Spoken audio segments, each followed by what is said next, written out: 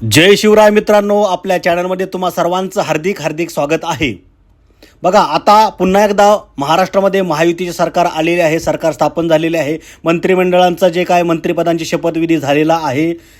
मुख्यमंत्री देवेंद्र फडणवीस बनलेले आहेत, उपमुख्यमंत्री अजित पवार आणि एकनाथ शिंदे बनलेले आहेत। लाडक्या बहिणीसाठी ते कार्यवाही प्रक्रिया प्रोसेस पूर्ण करीत आहेत, त्यांना 1,500 आता देणार आहेत। लवकरच 2100 रुपये देण्याचा निर्णय ते घेणार आहेत। तर मुख्यमंत्री बनताच लगेच देवेंद्र फडणवीसांनी एक मोठी घोषणा केलेली आहे की राज्यात आता 1.5 लाख कर्मचाऱ्यांची भरती केली जाणार आहे। मग त्या संदर्भातली आपण आता सविस्तर माहिती बघणार आहोत। नक्की काय म्हणलंय, कधी होणार आहे, कोणत्या विभागात होणार आहे भरती, ते सर्व पूर्ण आपण पाहणार आहोत। त्यामुळे तुम्ही हा व्हिडिओ पूर्ण पहा। चला तर मग आता ती माहिती बघूया, नक्की काय म्हणलंय ते बघा।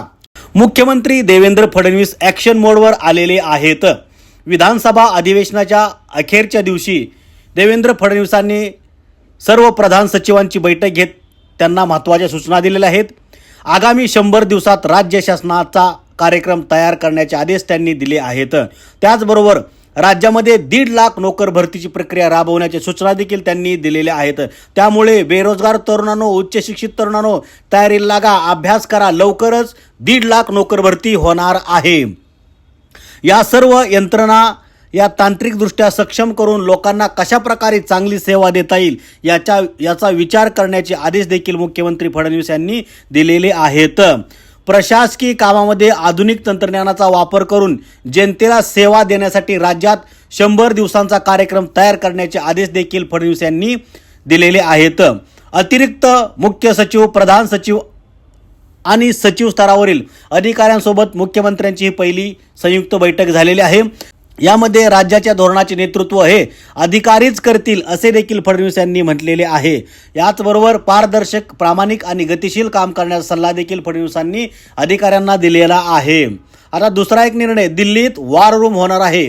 ते कसं तर बघा, केंद्र सरकारशी संबंधित कामाची गती वाढण्यासाठी दिल्लीतील महाराष्ट्र सदन येथे यंत्रणा निर्माण करण्याचे निर्देश मुख्यमंत्री फडणवीस यांनी दिलेले आहेत। या माध्यमातून राज्य सरकारचे दिल्लीतील कामे गतिशील होतील, त्यासाठी तंत्रज्ञानाचा अधिकाधिक वापर करण्याचे आदेश देखील त्यांनी दिलेले आहेत। बरं, आता मुख्यमंत्र्यांनी नक्की कोणते आदेश दिलेत, कोणत्या महत्त्वाच्या निर्णयाच्या संदर्भात, महत्त्वाच्या कामासाठी त्यांनी आदेश दिलेले आहेत, ते यावर एक आपण आता झलक मारूया, नजर टाकूया। बघा, प्रत्येक विभागांनी 100 दिवसांचा कार्यक्रम सादर करावा। 1.5 लाख नवीन कर्मचारी भरती करण्याचे आदेश दिलेले आहेत। आपले सरकार पोर्टल नव्याने पूर्ण क्षमतेने सुरू करावे। दिल्लीत महाराष्ट्र सदनाच्या माध्यमातून स्वतंत्र कक्ष उभा करावा। तंत्रज्ञानाचा जास्तीत जास्त वापर करून अडचणी दूर कराव्यात। सर्व सरकारी पोर्टल, संकेतस्थळे हे RTI फ्रेंडली करावेत। तातडीने सर्व कर्मचाऱ्यांचे प्रशिक्षण पूर्ण करून पदस्थापना करावी। अशा प्रकारच्या महत्त्वाच्या आदेश, महत्त्वाचे निर्णय, महत्त्वाच्या सूचना देवेंद्र फडणवीसांनी, मुख्यमंत्र्यांनी प्रशासनाला, अधिकाऱ्यांना दिलेल्या आहेत। त्यामुळे या सर्व गोष्टीवर आता कामकाज होणार आहे, पूर्णपणे काम होणार आहे।